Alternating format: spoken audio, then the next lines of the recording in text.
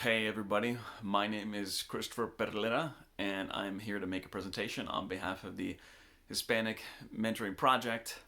And today's topic, according to my notes right here, is bilingualism and what is your superpower. So clearly, bilingualism is my superpower, and it's something that I'm incredibly proud of as a person, as a son of immigrants from El Salvador.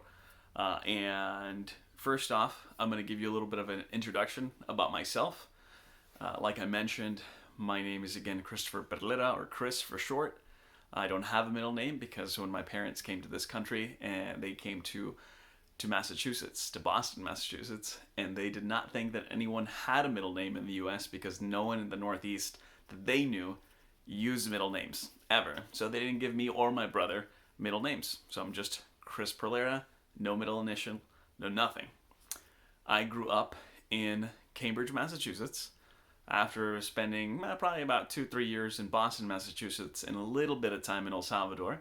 And I was the beneficiary of a pilot program, a bilingual immersion program. It was called the Amigos program. So I spent kindergarten through about seventh grade until I moved to Georgia, 1 week in English, 1 week in Spanish. And I didn't realize at the time how much of an impact that would have on my life, but it completely changed the trajectory of my career and everything that I do. Um, so, raised in Cambridge, Massachusetts until I was 12, then came to Athens, Georgia, where I'm recording right now. And again, my entire family is from El Salvador. I'm 100% Salvadoran, often called Guanacos.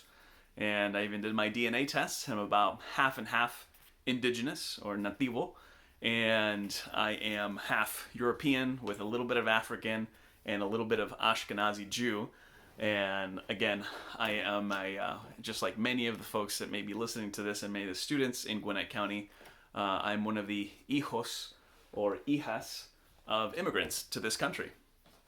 So after I spent most of my middle school, the end of my middle school and my high school career in Athens, I went to the University of Georgia and I have a degree in Romance languages with a specification in Portuguese, Spanish, and a little bit of French. So that's enough about me personally. I haven't mentioned what it is I do because I'm going to mention that in the conclusion. But speaking two languages is immensely important, and it is more than a superpower. People in my type of work every single day are so ecstatic to learn that I did not forget my roots, as they commonly tell me, that I still am proud of the place where my family comes from, and that's always been true my entire life. And you'll see if you see the Spanish language version of this video that my Spanish is just as good as my English, which is very, very rare for those of us that are born here in the United States. So it is most definitely a superpower, and I'll talk about that pride, that orgullo, of being able to speak Spanish or another language, regardless of where your family might be from or what the reason you speak it. But for me, growing up, I was always very, very proud, and I know that sometimes that was difficult for some of our children, whether they be in Gwinnett or another county, because sometimes you get made fun of for being different. Luckily, as many of my friends know, and Nuri Castillo, who helps run this program or runs this program, she knows that I'm a fighter. And eventually, I learned to channel my fighting into constructive things, but I was never afraid to highlight my differences. And I was always very proud of the fact that I knew more than one language. I didn't know how much of an impact that was going to make in my life until later. But the important thing is don't let yourself get bullied for speaking another language, and that happens to us as adults too. When you hear every single day in the news where somebody is getting accosted, attacked, or bullied by another adult for speaking another language, and they say, "This is America, you speak American." Well, America doesn't have an official language. This is the United States of America, but America is also Canada, all the way down through South America and Central America and Mexico. And Mexico is also technically North America. So when you talk about North Americans, it's not just white people. It's mixed people of all kinds, mestizos, mexicanos. You have it all, but don't let yourself be bullied. Don't feel bad about speaking another language. I love speaking Spanish in public with somebody else that speaks Spanish, and everybody else is looking at me, giving me mean looks, happy looks, weird looks, And I'm like, yeah, what are you looking at? I also speak another language. I'm twice the communicator that you are. I get a little sassy with it. But the important thing is never be ashamed of it. It is most definitely a superpower. It's my superpower, and it has allowed me to be successful in my life. And also want to talk about how these languages really set you apart.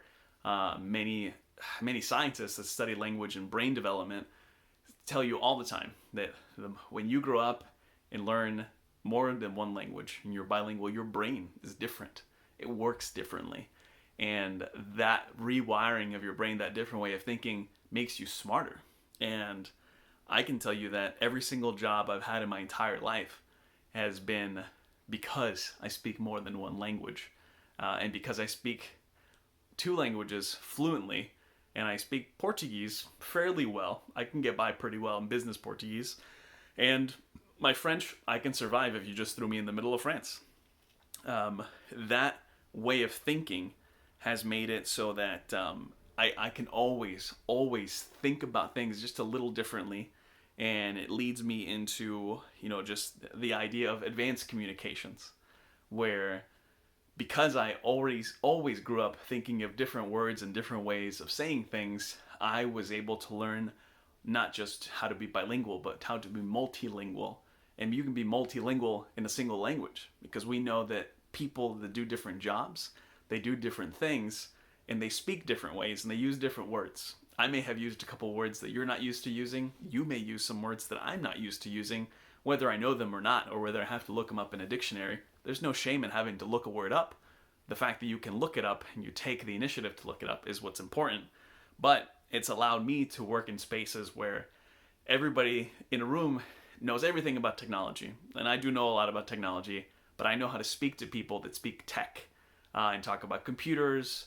That I know how to talk to people that speak about mechanic stuff and car stuff and got real car talk. And I also know how to talk political. I know how to talk government, and I know how to use the words because I know how to switch my brain into a whole different vocabulary and just match the way people talk to me. And some people call that code switching. And code switching is commonly a cultural thing. And sometimes people of different races or ethnicities, cultures, have to switch, especially if you're multicultural, which of course, we joke about hanging out with white friends, black friends, Asian friends, your own Hispanic family, and everybody talks a little different or very different. And that bilingualism and my multilingualism, which is my super secret power, is what helps me get along and be friends with people and to really understand who they are. And it's very important that, especially in today's times, that we can communicate, that we really figure out what people are saying when they speak to each other, and so that we can be friends. And so when we have to work out problems, we do it from a place of friendship and not as enemies. So clearly bilingualism and being able to speak more than one language is very important to me. And I talked about different fields, and it also leads me to what it is I do for a living, which is the conclusion of this little mini presentation, is that because I grew up speaking two languages, and then I learned a third and a fourth language, not perfectly, but pretty well, I was able to just pick up vocabulary, pick up ways of speaking to people, and my job is literally to write and to speak. And I spend every single day talking to people, making new friends, convincing them to trust me, and helping them. And before that, up until recently, I was a consultant. And my entire job was to find and make friends for people that spoke differently, whether a language or because of culture or because of their jobs. And then help them communicate with each other and say the right thing in the right way. And literally my job now is on behalf of you, the Georgia taxpayer.